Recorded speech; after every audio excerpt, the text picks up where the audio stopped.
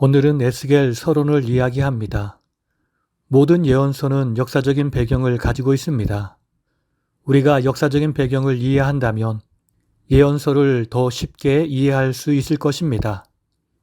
예언서를 이해하는 데 중요한 4개의 사건. 첫 번째, 주전 721년에 있었던 북이스라엘의 멸망. 나라가 멸망하기 전에는 징조가 있습니다. 그것은 하나님을 향한 믿음이 식어지고 우상을 섬기며 사회적으로 부정과 부패가 만연한 것입니다. 그 당시에 예언을 한 선지자는 북왕국의 아모스와 호세아 선지자이며 남왕국 유다는 이사야와 미가입니다. 특별히 이사야는 아수르의 위협 가운데 있는 유다 백성들을 위한 예언의 말씀인데, 이사야에서는 아수르의 이야기뿐만 아니라 한참 후에 있을 바벨론 포로기에 대한 이야기가 있으며 메시아 왕국에 대한 많은 이야기도 포함하고 있습니다. 이 시대의 다른 예언서는 요나서입니다. 두 번째, 주전 586년에 있었던 남유다의 멸망입니다. 북이스라엘이 멸망할 당시 많은 예언자들이 활동했던 것처럼 남유다가 멸망할 때도 많은 예언자들이 예언 활동을 했습니다. 그 대표적인 사람은 남유다의 멸망에 대해 예언한 눈물의 선지자 예레미야입니다. 그리고 그 전 시대와 비슷한 시대에 예언자로 활동했던 사람들은 스바냐, 나움, 하박국, 요엘 등이 있습니다. 세 번째는 바벨론 포로기입니다. 70년의 바벨론 포로기 동안에 유다 백성들에게 희망을 주었던 선지자가 있었는데 대표적인 사람은 에스겔과 다니엘입니다.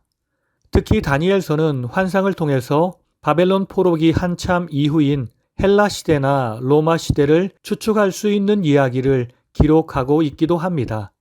또한 다니엘서는 요한계시록과 비슷하게 많은 환란 가운데서 성도들에게 희망을 주기 위한 책인 묵시문학의 책이기도 합니다. 이 밖에 묵시문학적 환상이 많이 기록된 책은 에스겔서와 스가랴서도 있습니다. 네 번째는 주전 536년에 있었던 바사왕 고레스의 포로 해방과 이후의 사건입니다. 바벨론에서 포로되었던 사람들이 해방되어 각자의 고향으로 돌아가 성전을 짓는 이야기, 말씀으로 예루살렘을 재건하는 이야기입니다. 그 당시에 지도자로는 수룹바벨과 에스라, 느헤미야가 있고 선지자로는 학개, 스가랴, 말라기가 있습니다. 이 시대를 배경으로 한 이야기 중에는 에스더가 있습니다. 두 번째, 에스겔 개론. 첫 번째, 다니엘서보다 에스겔서를 먼저 하는 이유. 학자들에 의하면 다니엘은 바벨론 1차 침공 때 주전 605년 이때 포로로 잡혀갔고, 에스겔은 바벨론 2차 침공 때 주전 587년 이때 포로로 잡혀갔다고 합니다. 이렇게 생각하면 다니엘서를 먼저 살펴보아야 하겠지만 다니엘의 예언 활동보다 에스겔의 예언 활동이 빠르므로 우리는 에스겔서를 살펴보고 이후에 다니엘서를 살펴보도록 하겠습니다.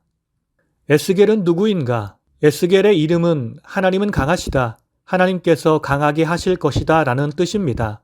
에스겔은 주전 597년 제2차 바벨론 포로로 잡혀간 사람입니다. 그때가 그의 나이 25살입니다.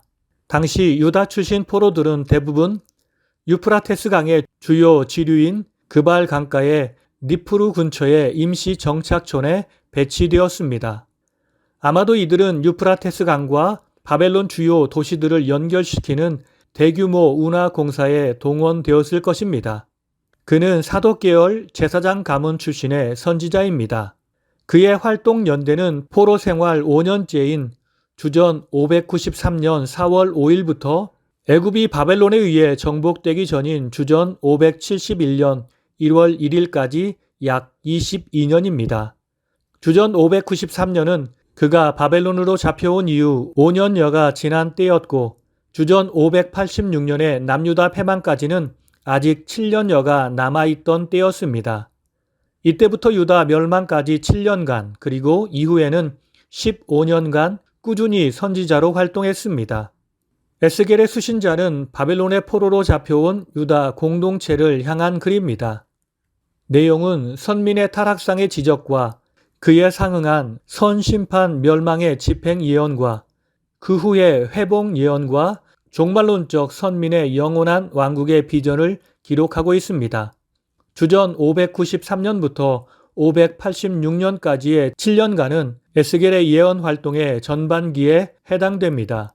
이 시기는 이제 남유다가 더 이상 돌이킬 가능성조차 없이 오직 멸망으로 향하여 치달리는 시기였습니다. 따라서 이 시기에 게시된 에스겔서의 전반부 예언은 자연히 남유다의 심판에 집중되었습니다. 그리고 이 전반부 심판 관련 예언은 물론 궁극적으로는 선민 전체를 향한 것이었으나 당장 1차적으로는 에스겔과 함께 포로로 본토에서 끌려와 바벨론에서 살아가고 있던 당시의 포로민들을 향하여 선포된 예언이었습니다.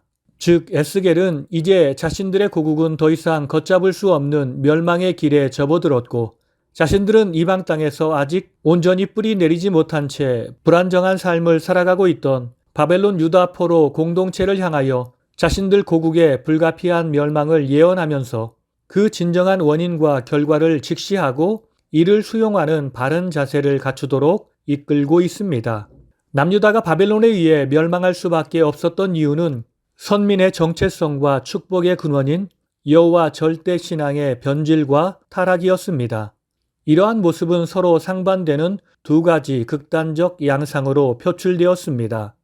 첫 번째, 그들은 여호와를 버리고 주변 강대국이나 그들 나라의 우상을 자기들의 신으로 섬기는 영적 반역, 신앙적 간음 행위를 했습니다.